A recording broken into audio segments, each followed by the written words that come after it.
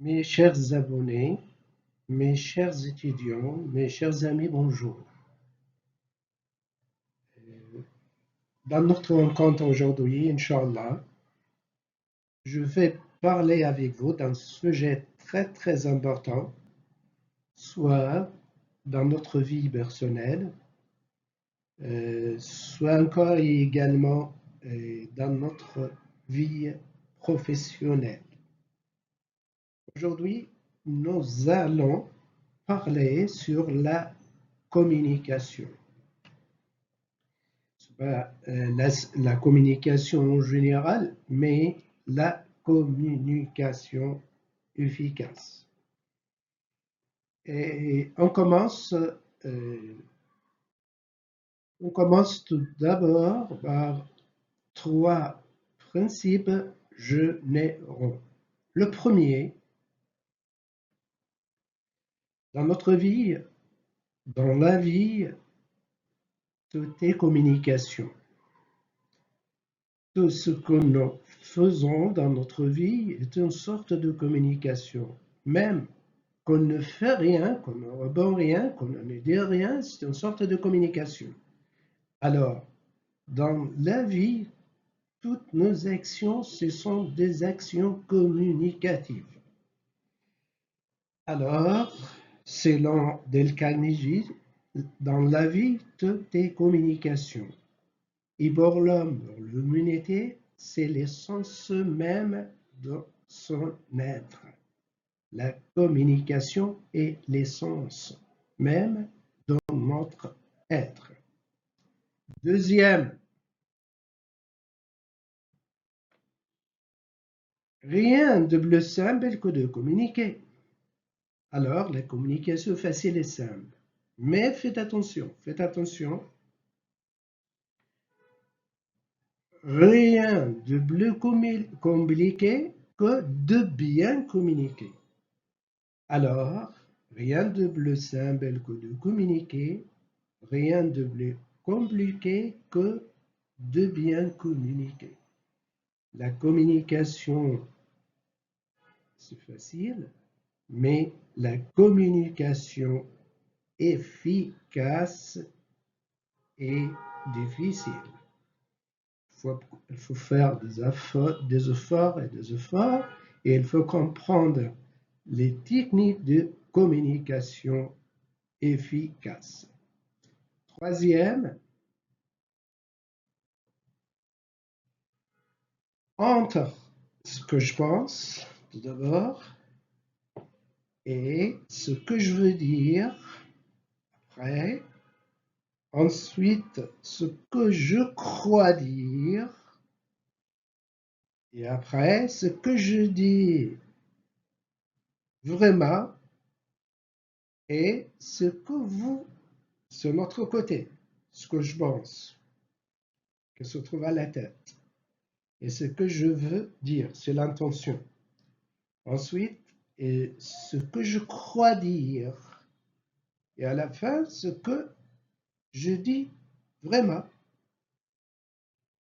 Alors, c'est de la part de l'expéditeur de message, la personne qui envoie le message. L'autre côté, l'autre personne, ce que vous voulez entendre, ce que vous voulez entendre, et ce que vous entendez réellement.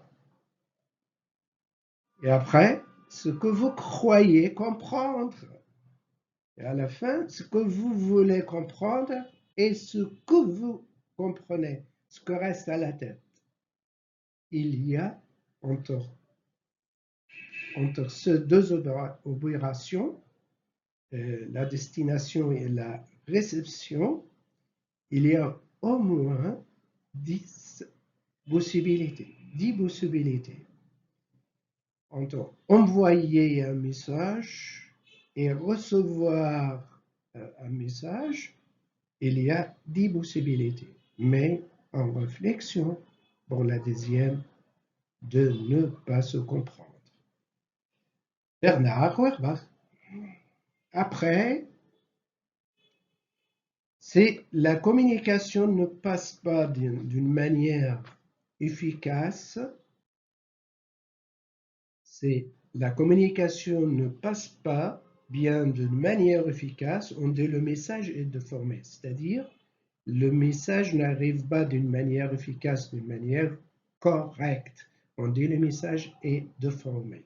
Quelles sont les étapes d'un message est déformé? Quelles sont la réalité d'un message déformé? Voilà. Alors, on commence de ce que l'on veut dire. On commence de gauche. Alors, regardez bien l'image qui se trouve à gauche. Ce que l'on veut dire, c'est-à-dire 100%. Ce qui se passe à la tête, votre intention, ce que vous ne voulez dire, 100%. Maintenant, on passe à la exécution de ce qu'on pense, de réaliser, nous aider à un acte. Alors, de transmettre notre message, de transmettre nos sentiments, nos idées, etc. Alors, à la tête, ce qu'on veut, 100%. Après, deuxième étape, ce que l'on dit réellement, 70%. Et après, ce qui est entendu de l'autre côté, des récepteurs, 60%. Entendu.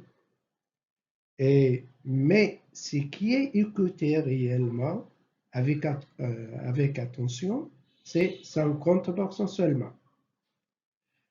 Parmi ces 50%, ce qui est compris est 40%. Après, de ce 40%, ce qui est retenu, ce qui reste, ce qu'on garde à la tête, est 20% seulement. À la fin, ce qui est répercuté, c'est 10%. Ce qu'on a récupéré, c'est 10%. Ce qui reste, toujours qu'on peut donner un feedback ou une réflexion, c'est 10%. Alors, regarde, on commence par 100% et on a fini à 10%, à 10% seulement. Alors, c'est un message est déformé, un message inefficace.